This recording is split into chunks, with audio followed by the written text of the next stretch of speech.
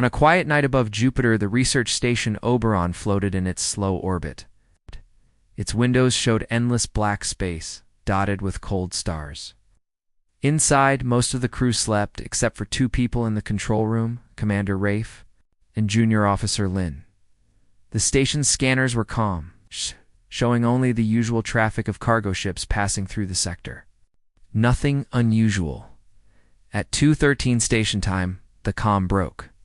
An unknown signal appeared on the scanner. It wasn't strong, not even threatening at first, just a faint pulse, like a heartbeat in the static. Rafe leaned closer. "What's the source?" he asked. Lin tapped the console. "It's not moving." "It's coming from the old derelict ship in orbit, 2 million kilometers out. The one we've been ignoring for years." That derelict wasn't just any ship. Cord said it had been drifting silent for over 3 centuries. No crew, no power, no heat. The hull was alien, built from metals humanity could barely replicate. For years, salvage teams had tried to enter it, but its doors refused to open, as if the ship itself was asleep now. For the first time, it was awake. The scanner. Pulse grew stronger, faster. Then, without warning, the station's lights dimmed. The hum of the engine slowed. Lin's screen went black and came back on again, but now every system showed a single message in alien script. The station's AI struggled to translate it, and after a few seconds, the words appeared in English. "You belong to us." Rafe's skin went cold. "Shut it down. Break the signal."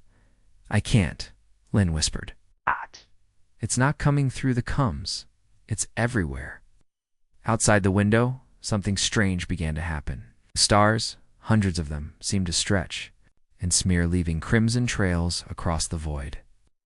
It wasn't light distortion from the station. The patterns were real, burning in the sky like blood spilled in zero gravity. The station's alarms screamed. Across the galaxy, similar signals began to appear. Reports poured in from mining colonies, warships, and deep space explorers. The same message. The same crimson marks in the sky. The same power surges and system failures. Down on Earth, in cities and small towns, something worse was happening. Ordinary people were collapsing in the streets. Their eyes rolled back, and when they opened again, the irises glowed silver. They stood without speaking, without blinking, and then began to walk, all in the same direction, as if following some invisible order. At the military's deep command bunker, General Das watched the chaos on 20 screens at once. "We need answers," he barked. The chief scientist, Dr. Hale, looked pale. "Don't, General. I think we've seen this before. Not in our time, but in the old genetic archives. There are markers in our DNA that don't belong. They've been dormant for centuries, and now they're waking up." Das frowned. Meaning, Hale said slowly, "We were built for something, not by nature, not by evolution, by someone else. Someone who's back." In orbit around Jupiter, Rafe and Lin watched as the derelict ship powered up completely. Panels along its hull unfolded like the wings of an insect, revealing long, sharp spines that began to glow. The faint heartbeat signal became a deep, thrumming roar. "It's broadcasting on every frequency," Lin said, her voice shaking. "Not just radio, not just data. It's hitting biological frequencies. Brainwaves." Leif clenched his fists. "So it's controlling people." Lin nodded. "Not people, soldiers. Soldiers that didn't even know they were soldiers." Suddenly, the derelict ship's system crackled to life. A voice spoke, cold, calm, and alien. It spoke in a language no one alive should have understood, yet Rafe felt the meaning in his bones. "We gave you form. We gave you purpose. The war begins again. Obey."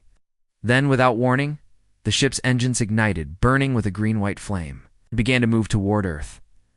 Rafe turned to Lin. "Send everything to command. All of it now."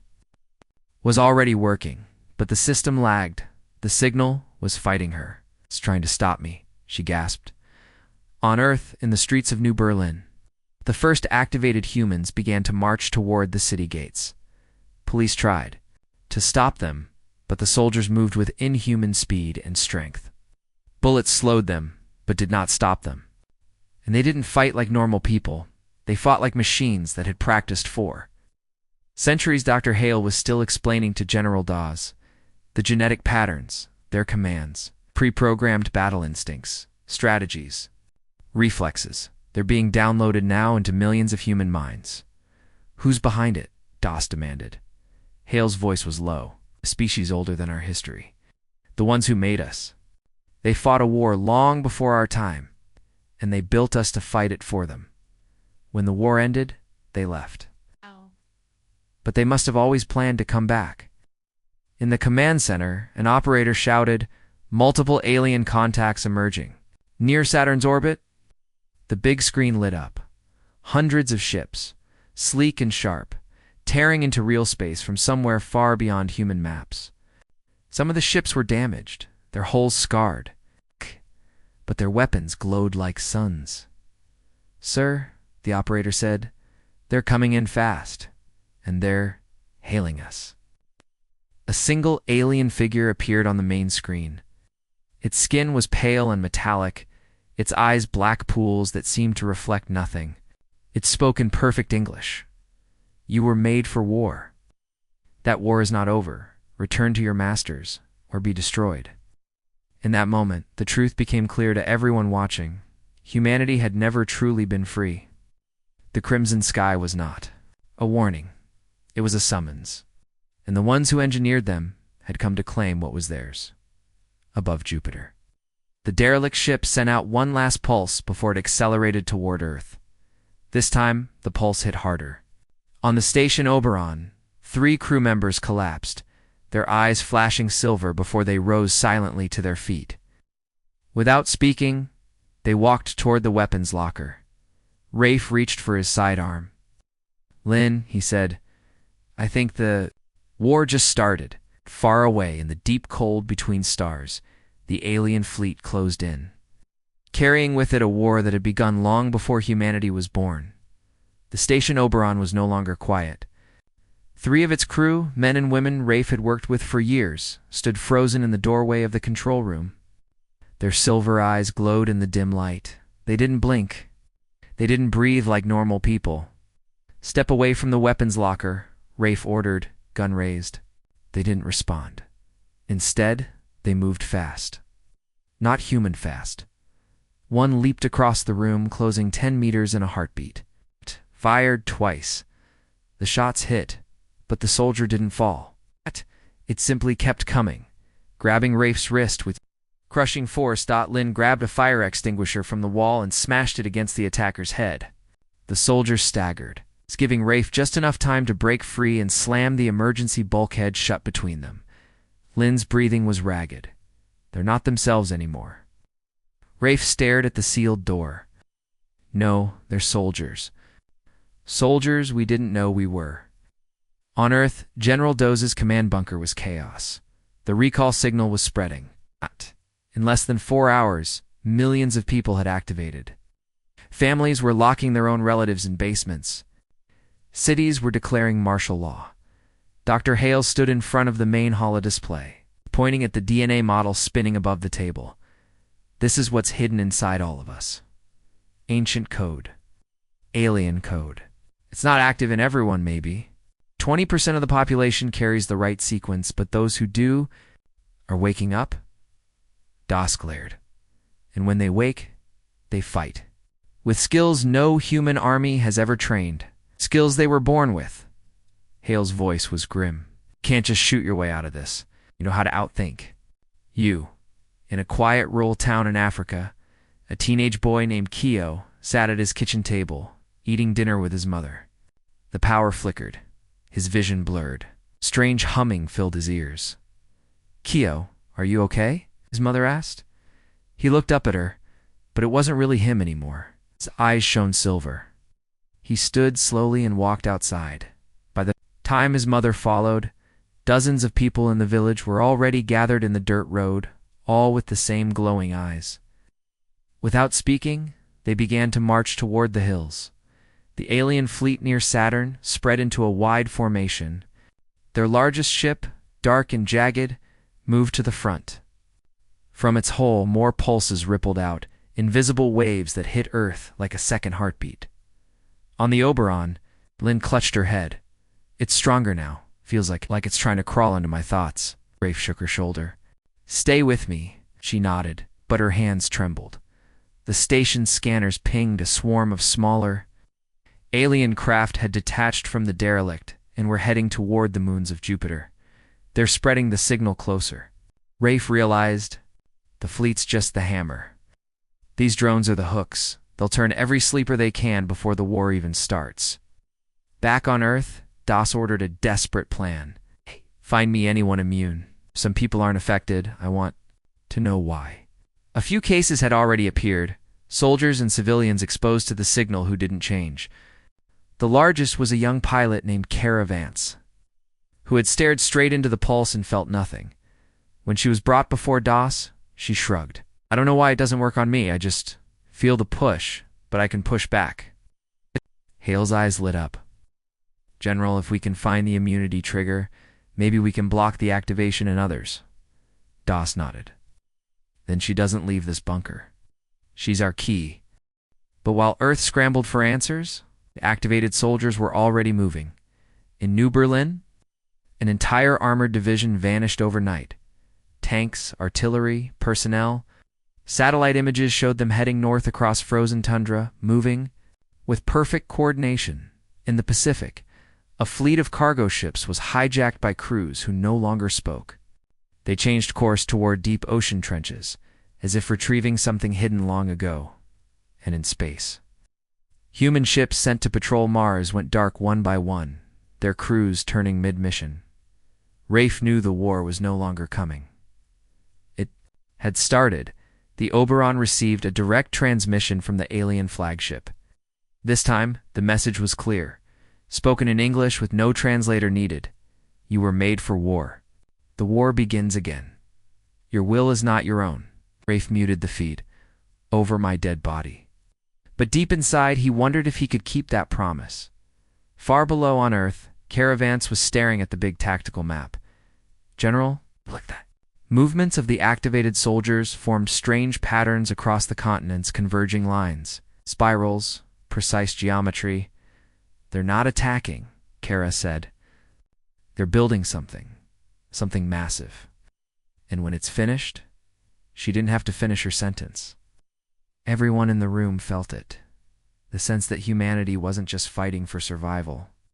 They were part of a plan. They didn't understand. A plan written in their own blood, centuries before they were born. And the ones who wrote it were already here. The war map in. General Dose's bunker kept changing by the minute. Lines of red moved across continents. Columns of activated soldiers, marching without rest. Spiral patterns appeared in deserts, forests, even under oceans. No radio chatter, no visible supplies. Just movement. Dr. Hale pointed at the largest cluster in the Arctic Circle. That's the center point, whatever they're building. That's where it will happen first. Kara Vance studied the map. If we can cut the signal before they finish, maybe they'll stop. DOS shook his head. Can't jam it. Every frequency we've tried fails. It's not just tech. It's biological. It's inside them. Hale's voice was low. Inside all of us. In orbit, the Oberon was losing control of its crew. For more had turned, their eyes glowing. Like silver glass. They were locked in storage rooms, but Rafe knew it was temporary. The signal was getting stronger. Lynn sat at her console, pale, but still herself. I've traced part of the broadcast to where? Rafe asked. She tapped. The screen, a dark point blinked far beyond Jupiter. Not the alien fleet. This is coming from outside the system. From deep space, the fleet is just relaying it. Rafe frowned. So if we stop the relay, it might not matter.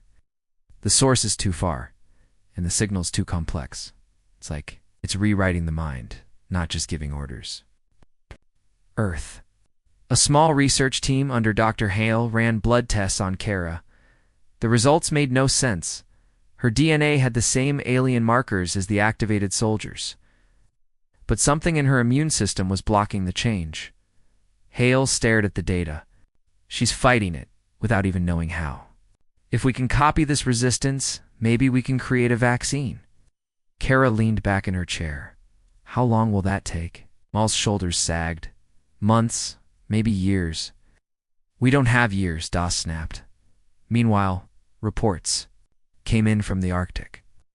A recon drone had managed to get close to the largest gathering. The footage was terrifying.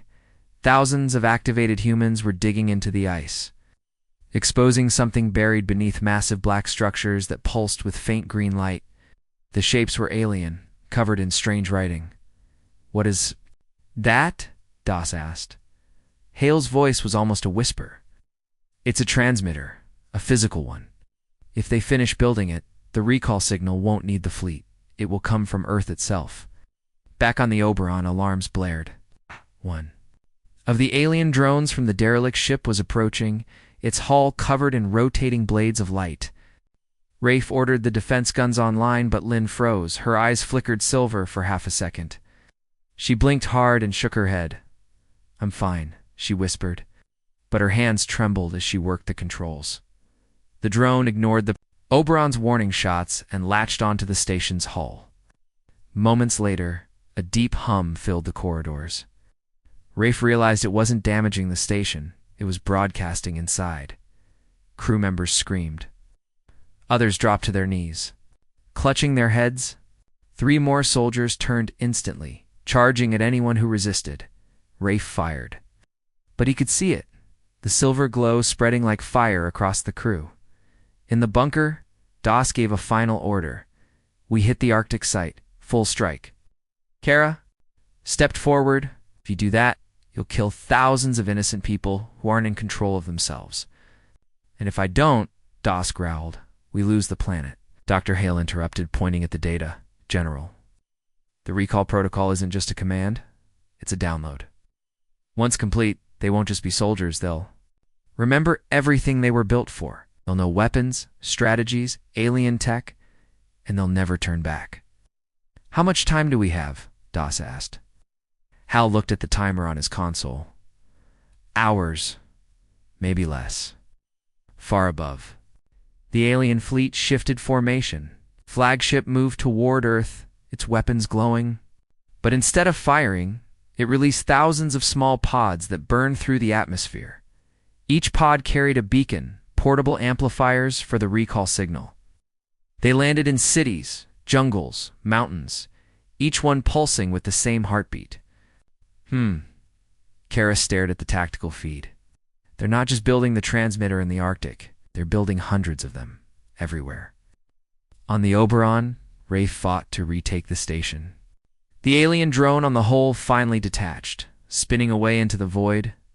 But the damage was done. More than half the crew had turned. Lynn, still fighting to stay herself, gritted her teeth. "I think I found a pattern in the signal.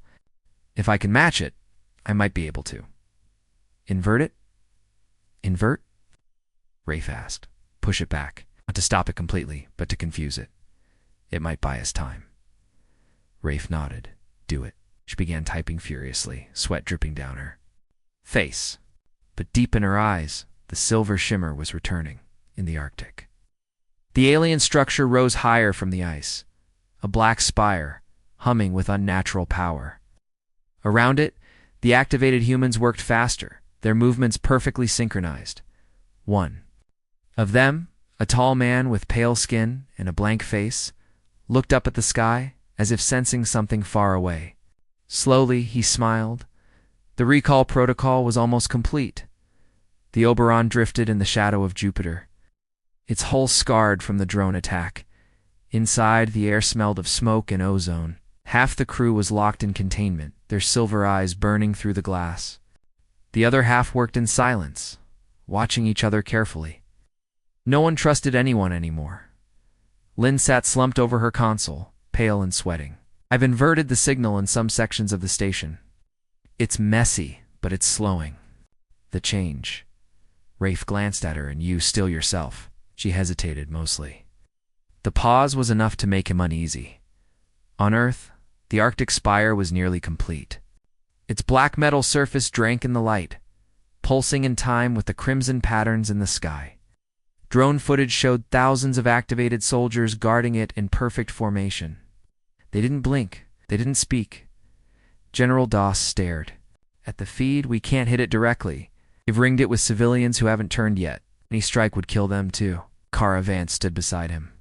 Then we don't hit it from here. Go in. Doss turned sharply. That's suicide. Not if we find a way to disrupt the signal at its core, Kara said. The transmitter's still being built. If we break it before they finish. Maybe we buy time for Hale to figure out a cure. Dr. Hale shook his head. It's not just one transmitter anymore. The aliens have seeded hundreds.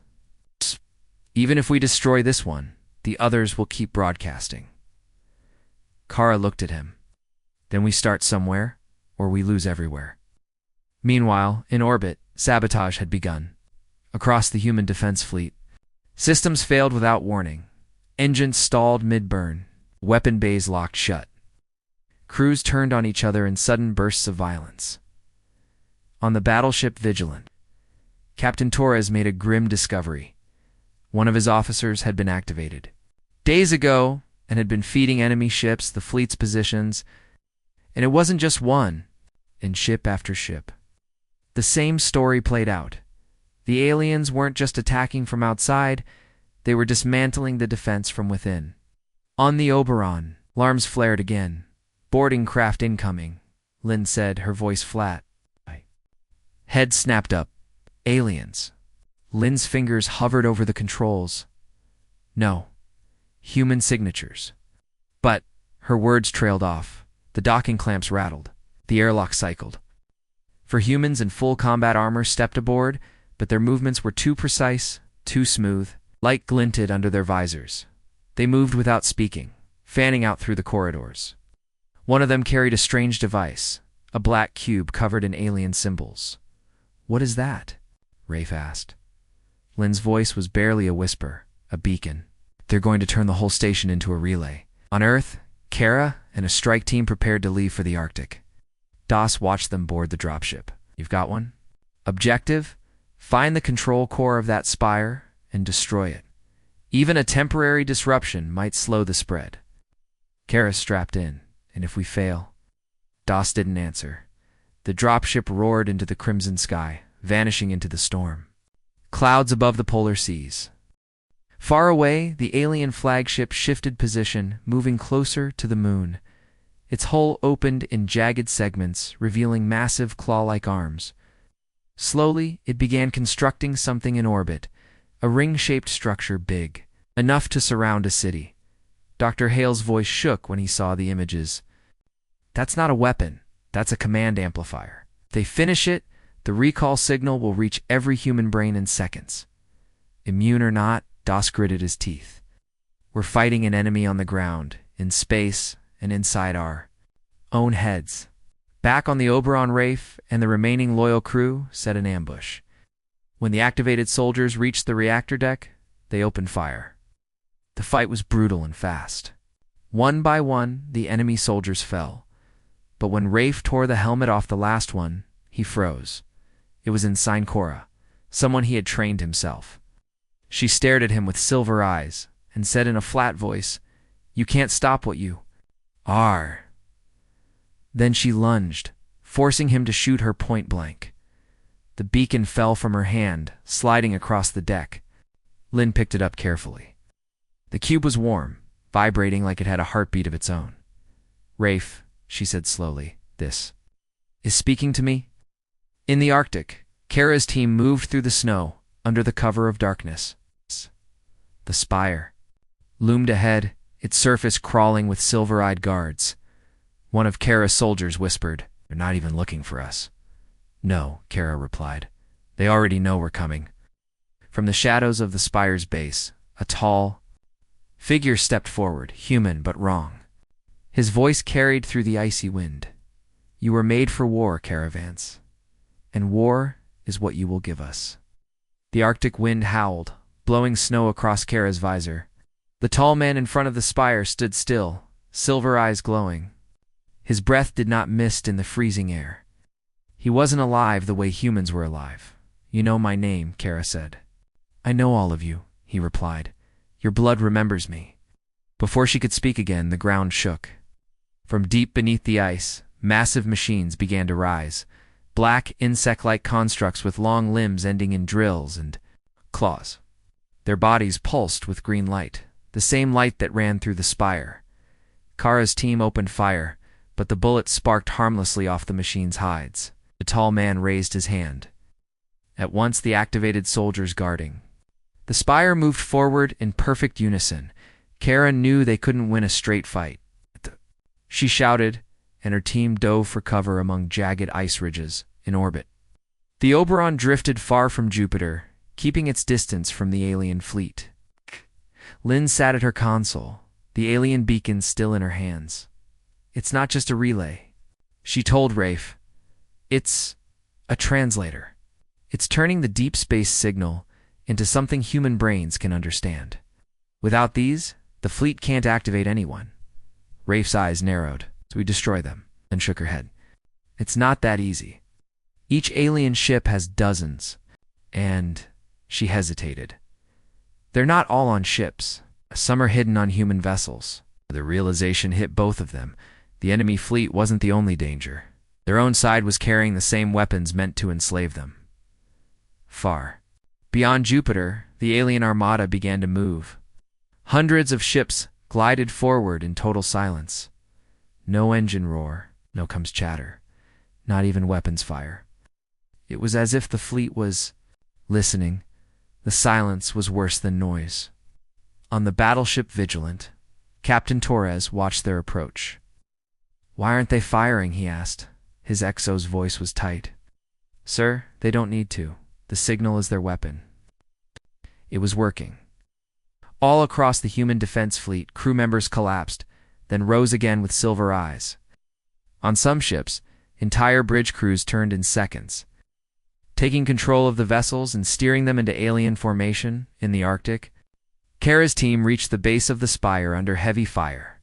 The machines clawed at the ice, opening tunnels that led deeper underground. Kara realized they weren't just building upward, they were digging to connect with something below. A voice crackled in her cum. It was Dr. Hale speaking from the bunker. "Kara, we found something.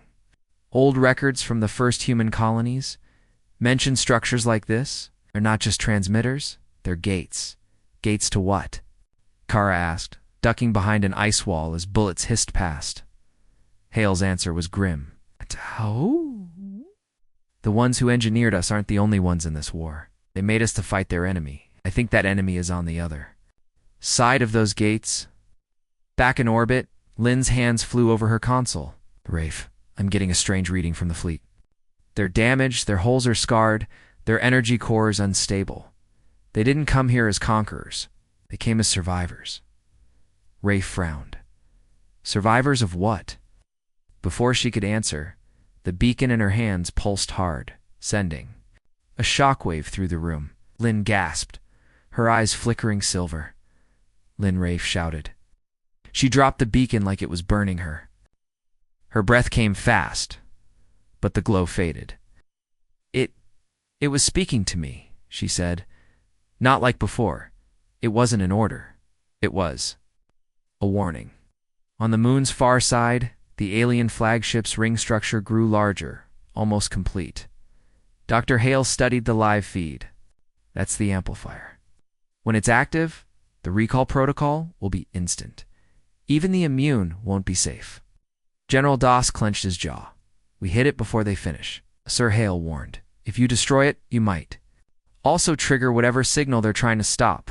Doss stared at him. "Stop? I thought they were the threat." Hale looked pale. "What if they're not the only one?" In the Arctic, Kara and her team breached the outer shell of the spire. Inside, the air was hot and dry, the walls glowing with faint green veins of light. At the center, a core pulsed like a giant heart. Tall man was waiting for her. "You were made for war, Caravans. Not against us. Against what comes next." Outside, the machines roared, and above them, the silent fleet drew closer to Earth. The spire's core pulsed faster as Kara stepped forward, her rifle aimed at the tall man. "Talk," she demanded. "What's on the other side of this gate?" The tall man tilted his head slightly. "Your enemy. The one we were made to fight. The one that destroyed our worlds. You think we are your masters, but we are only what's left of the army that made you." Kara's team exchanged uneasy glances. His words didn't match the battle outside. Why build transmitters? Why take control of humans at all? Before she could press further, the ice beneath their feet shook violently. A deep rumble echoed through the chamber, like something massive shifting underground, far above, in orbit near Jupiter. Lynn was running diagnostics on the beacon she had captured. Rafe stood behind her, watching the alien fleet's formation. On the holographic map, they're moving away from Earth, he said slowly. Lynn looked up, not away, circling. They're building a perimeter. For what? She hesitated. To protect us. Rafe gave a short, humorless laugh. Protect? From what, the rest of the galaxy? Lynn's voice was quiet. From whatever's coming through those gates. In the Arctic, Kara heard the tall man's voice in her ear, not through the air, but inside her head. The origin vault is under your ice. Your kind was born there. Find it before they do. Before she could ask who they were, the man stepped back into the shadows. The silver glow in his eyes dimmed, and his body collapsed like an empty shell. Her cum crackled with Dr. Hale's voice.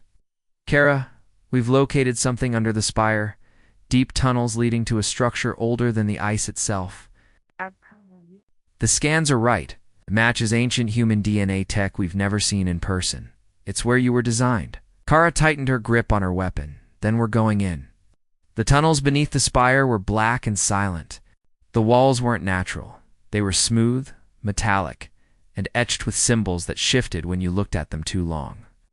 As Kara's team descended, their helmet lights reflected off strange, glass-like surfaces in the walls. Those surfaces, they saw shapes, human shapes floating in thick liquid. Perfectly still. Private Olan whispered. Are they? Alive, Hale's voice came through Combs. Not alive. Not dead. Stored. These are early prototypes, the first attempts at making you. One of the floating figures opened its eyes. Back in space, the alien armada finally broke its silence. A transmission came through, unencrypted, in a voice both human and alien at once. To the defenders of Earth. The gates will open soon. Hold your lines, or all is lost. General Dawes, listening from the bunker, slammed his fist on the table. Why would they warn us? Dr. Hale didn't look up from his console. Because if they're telling the truth, they're not here to take control. They're here because the thing coming is worse than them. Deep in the origin vault, Kara's team entered a massive chamber. In the center stood a towering machine, its surface covered in cables and glowing plates. Around it, ancient human-like figures lay in rows, each one different, as if they were experiments in strength, speed, or intelligence. On the far wall, Kara saw something stranger, a single stasis pod unlike the others, its occupant still moving slowly inside. The figure looked human, but its eyes glowed faint gold instead of silver. The pod hissed open. The figure stepped out, breathing hard. His voice was rough but clear. You're late. They'll be here any second. Kara raised her rifle. Who are you? I was the first, he said simply. The one they made immune to control. The one meant to lead when the rest of you woke up. Above Earth, the alien fleet shifted position again. Protective circle was nearly complete. Beyond it, in the deep black between the stars, sensors picked up. Movement. Massive shapes. Too far to identify, but big enough to blot out entire star fields. Lynn's hands tightened on the console. Rafe. Something's coming through. Rafe stared at the readings. Through what? The gates, she said. All of them. In the vault, the gold-eyed man turned toward the far wall. As Kara's light swept over it, the metal began to split apart, revealing a circular doorway. Through it came a low, inhuman howl that seemed to vibrate in her bones. The man looked at her. Now you understand why you were made. The howl. From beyond the vault doorway seemed to crawl into Kara's head, shaking her thoughts. Private Olin clutched his helmet. It's inside me. I can't, Kara barked. Focus. Eyes forward. Eyes forward. Like something was testing the edges of her mind. The gold-eyed man stepped forward, his voice calm but urgent. "You don't have much time. That sound is their signal. Once they fully arrive, they will turn every mind they can touch into their weapon. That's why you were built. That's why I was built." Kara's breathing was tight. "Then why did the Silver Eyes try to control us?" "They didn't want control," he said. "They wanted to stop you from waking. They believed you couldn't handle what's coming." Far above, Lin's sensors screamed alarms. The first of the massive shapes moved into range. It was like a living shadow, rippling across the void, swallowing starlight. Rafe leaned in. "Is that alive?" Lin whispered. "Alive and wrong?" The alien fleet tightened their formation, energy shields flaring into place. But Lin saw something else. The silver-eyed ships weren't aiming their weapons at Earth anymore. Every cannon was pointed toward the incoming shadows. In the origin vault, the air changed, cold, heavy, metallic. The gold-eyed man turned to Kara. "You need to choose now. Join the silver-eyed ones and fight alongside them, or try to hold the planet on your own." Kara frowned. "Why give us a choice at all?" "Because either way, people will die," he said. "You can fight with them and save more. Or fight everyone and watch it all burn." Private Olan's voice cracked. "How do we even trust them? They've been killing us for weeks." The gold-eyed man met his gaze. "I never said it was a good choice." The doorway's edge began to glow red. Something enormous was forcing its way through. For a moment, Kara saw only a claw, black and glistening, long enough to crush a tank. The gold-eyed man raised a strange weapon, older and heavier than anything Kara had seen. "This is their first scout. If it gets past us, it will call the rest. Choose now." In orbit, the first shadow being slammed into the alien fleet. Ships broke apart in silence, their explosions swallowed by the creature's darkness. Rafe stared at the feed. "They're being torn apart." Lin looked at him, "and if they fail, we're next." Back underground, Kara's decision came fast. She keyed her comms to the military channel. "General Doss, this is Kara. I'm siding with the Silver Eyes. Tell the fleet to open their channels and send me targeting data." There was a long silence. Then Doss's voice came through, cold but steady. "Copy that, Captain. God help us all." The vault shook violently as the creature forced itself further through the gate. Its head emerged, a nightmare of bone and shadow, eyes like burning glass. The gold-eyed man fired first, his weapon blasting a beam of golden light into its skull. Kara and her team opened fire right after, their rifles glowing under the ancient power relays hidden in the walls. The creature roared, but it didn't retreat, kept pushing through. Above Earth, the alien fleet received Kara's targeting data. Hundreds of silver-eyed ships fired in perfect unison, their beams converging on the shadow's advancing form. The creature shuddered under the assault, but still, it moved forward, slower now, but not stopping. Lin whispered, "If that's just the first one." Rafe finished her thought. "We're already too late." The gold-eyed man's voice cut through the chaos. "This is only the beginning. When the gate fully opens, we'll be fighting an army." Kara's rifle overheated in her hands, but she didn't stop firing. She glanced at him. "Then we better make sure this one doesn't live to call its friends." The ground split under Kara's boots. The vault's walls glowed white-hot, heat rolling in waves as the gate expanded beyond its frame. The gold-eyed man shouted over the roar, "It's not stopping. It's opening everywhere." Kara looked at the holomap he projected, red markers flaring all across Earth, the moon, Mars, and beyond. Dozens of gates. Hundreds. Private Olan's voice shook. "They're opening on ships, too." Inside the alien fleet, Lin watched in horror as black claws burst through the hulls of warships. Some creatures dragged themselves into the void, latching onto vessels like parasites. Others simply tore ships apart from the inside. Rafe slammed his fists against the console. "We can't shoot them all. There's too many." Lin snapped back, "We don't have to shoot them all. Just close the gates." Back in the vault, the gold-eyed man was already moving toward the control spire. Kara shouted, "How?" He didn't look back. "The gates are linked. If you shut this one down, You can send a collapse pulse through all of them, but it will need a power source. The way he hesitated made Kara's stomach drop. She stepped closer. What kind of power source? He turned, and for the first time, his eyes weren't steady. A human mind, one of the originals. You were engineered for this? Private Olan froze. She's not, Kara. Cut him off.